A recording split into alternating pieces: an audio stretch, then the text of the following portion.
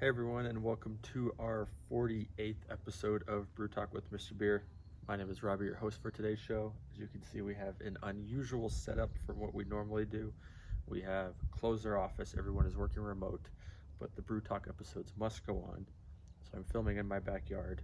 So I appreciate you guys taking the time to join us, watch us today. Before we dive into our topic, I would normally talk about what beer I'm drinking, but unfortunately, I don't have any beer in my house. I know that's disappointing working for Mr. Beer, but all of our beer is sitting at the office waiting for us to return. Um, and on the topic of that, since our office is closed, just please have a little patience with us.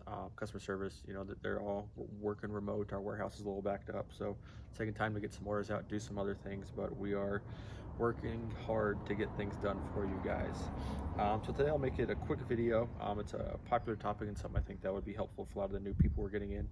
But the topic itself is, why is my beer flat? This can be kind of one of the worst experiences to have.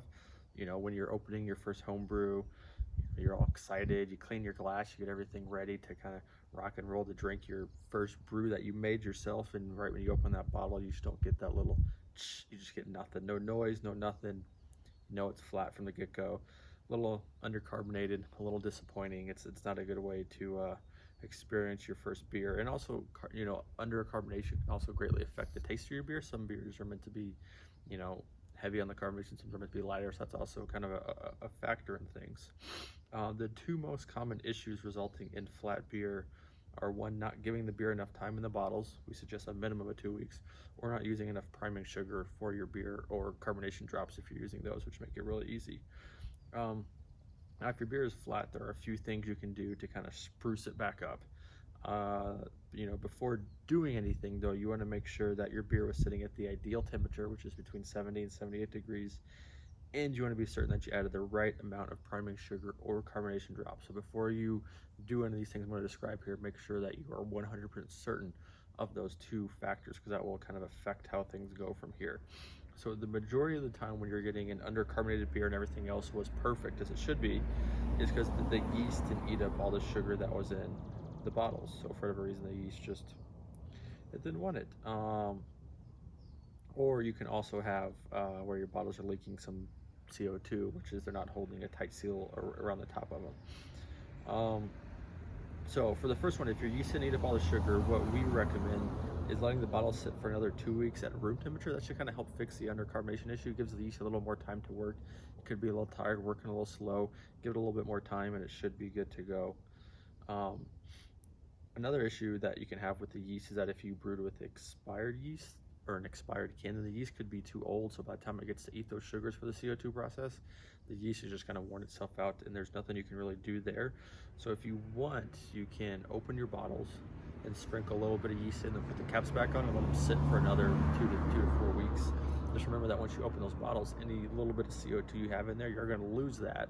So kind of regardless, you might get slightly undercarbonated beer, but it's better than having just flat beer in general. Yeah, you just want to be careful you don't put in too much, because you don't want bottle bombs, you don't want those things to explode. That's not fun. If you're using our Mr.Beer bottles, then you can kind of,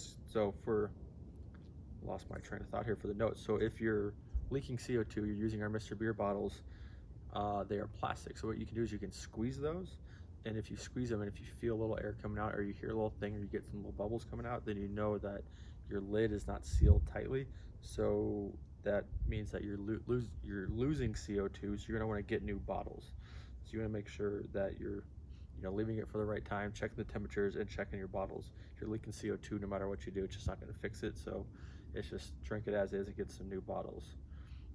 The last thing to fix here is that if you did not add enough priming sugar to your bottles and you're 100% certain that you did not add any bottles or add any sugar to your bottles, you can't add more at this point. Now you will lose any of the carbonation you had, like I said earlier, but you can pick up some as well. So we recommend not adding the full amount. So let's say if you were supposed to add 2 carb drops, you added 1, open the bottles, you can add in that second one, close it back up, let it sit for 2 to 3 weeks, and then hopefully the bottles will recover some of that temperature. But usually, always with undercarbonation issues, time always helps that. So let them sit out at room temp, for another 2 to 3 weeks, and I think most of the time will fix your issues. I mean, I think having flat beer is probably a pretty big disappointment for most people, but it's usually most of the time a pretty easy fix.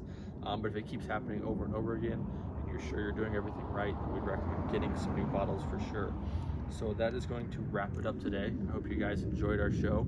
We will be posting these as usual on our Facebook page, Instagram, YouTube, and on our blog, Mr.Beer.com/blog. I'll put the notes on there.